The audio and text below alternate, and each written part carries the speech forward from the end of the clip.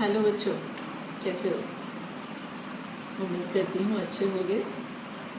घर पर ठीक ठाक समय व्यतीत हो रहा होगा।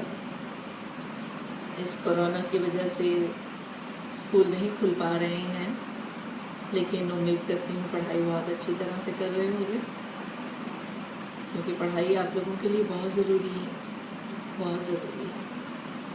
क्योंकि आपका ये टाइम, पढ़ाई का जो टाइम है, जो विद्यार्थी जीवन है, ये बार बार नहीं आएगा, और इसी पर आपका जो फ्यूचर है, आपका जो भविष्य है, वो निर्भर करता है। इसका आप सदुपयोग करो और इसी से आपको सफलता मिलेगी। पूरा जीवन फिर आरामदायक और सुख से बीतेगा। जो विद्यार्थी इसे बेकार के कामों में नष्ट कर देते हैं, उनका भविष्य कभी सुधरता नहीं है बच्चों, अंधकारमय हो जाता है। इसलिए बहुत सोच समझकर कदम उठाने की ज़रूरत होती है। पढ़ना 1 गुना, चिंतन 2 गुना और आचरण 100 गुना। इसलिए हमें शिक्षा, स्वास्थ्य और संगति, इन तीनों पर इस समय में ध्यान देना बहुत ज़रूरी होता है। सभी जानते हैं कि हमारा जीवन बहुत मूल्यवान है। अगर हमारा जीवन इतना कीमती है, तो हमारे जीवन के जो मूल्य हैं उससे भी ज़्यादा कीमती हैं, क्योंकि इन जीवन मूल्यों से ही किसी भी मनुष्य का पूरा विकास होता है, सर्वांगीण विकास होता है, और मानवता की पहचान भी इन्हीं से बनती है। शिष्टाचार, सदाचार, परोपकार, अनुशासन, मर्यादा, ईमानदारी, प्रलोभनों से दूर रहना, करुणा, ये सब चीज़ें जो है, ये नैतिक मूल्यों यानी जीवन मूल्यों में ही आती हैं। हम में यदि अच्छे संस्कार होंगे तो हमारे व्यक्तित्व की पहचान सब जगह होगी।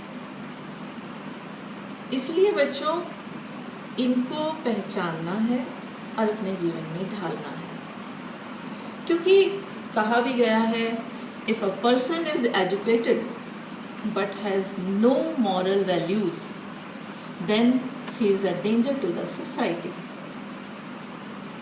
तो समाज के लिए वो खतरा बन जाता है।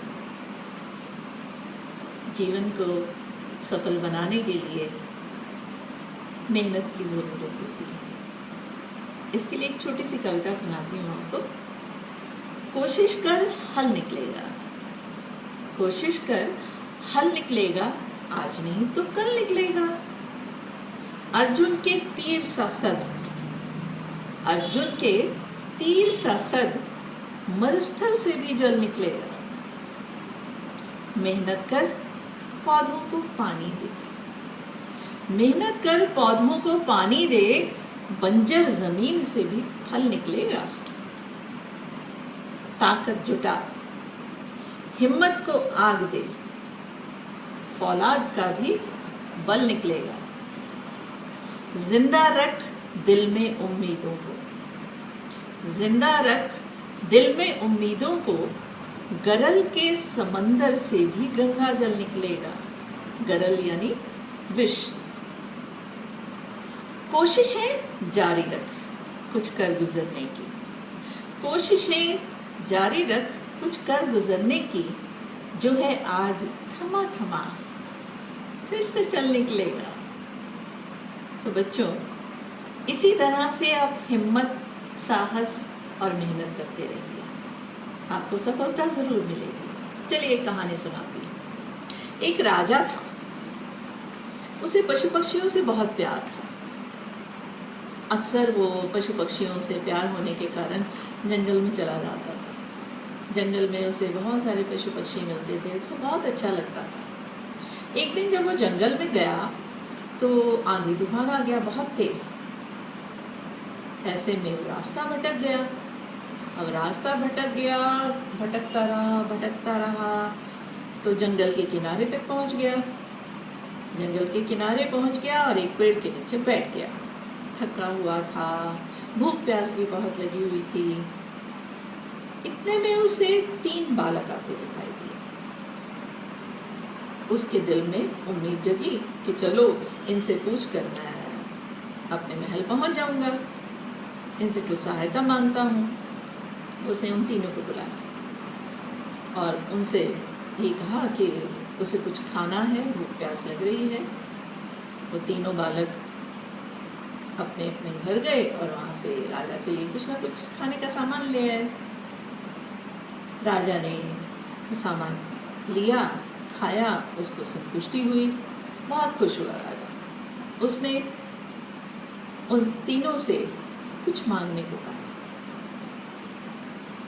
पहले लड़के ने अपने लिए घर और बंगला मांगा, गाड़ी मांगी। दूसरे लड़के ने अपने लिए बहुत सारा धन मांगा। तीसरा जो था वो खड़ा हुआ सोच रहा था। राजा बड़ा हैरान हुआ कि उसने अभी तक कुछ नहीं मांगा। उसने अपने पास बुलाया और उससे पूछा कि तुम क्या सोच रहे हो, तुम भी मांगो कुछ। उसने कहा मुझे पैसा, धन दौलत, घर बार कुछ नहीं चाहिए। मैं तो पढ़ाई करना चाहता हूँ, पढ़ लिख कर बड़ा आदमी बनना चाहता हूँ। राजा बहुत खुश हुआ।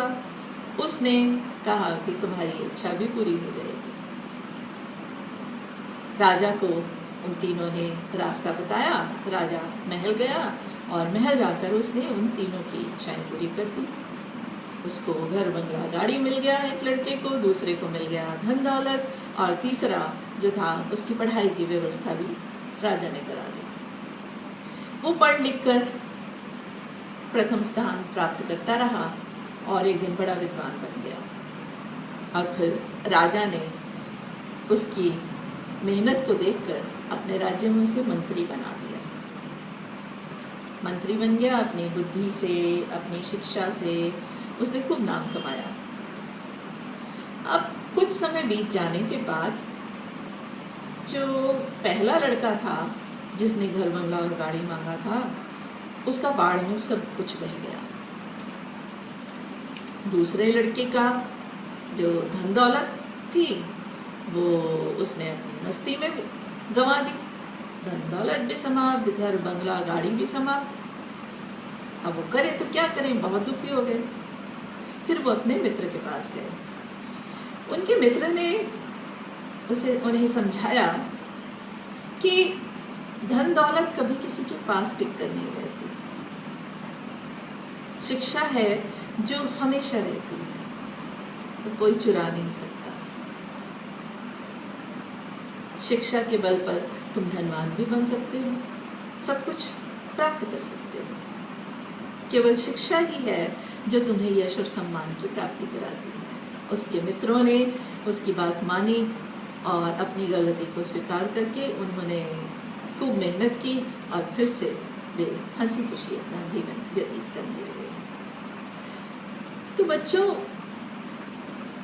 इस कहानी से यही पता चलता है कि मेहनत बहुत ज़रूरी है जीवन में। मेहनत नहीं करेंगे तो हमें कुछ प्राप्त नहीं होगा।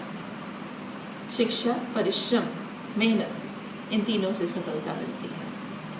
अब अर्जुन को ही देख लो।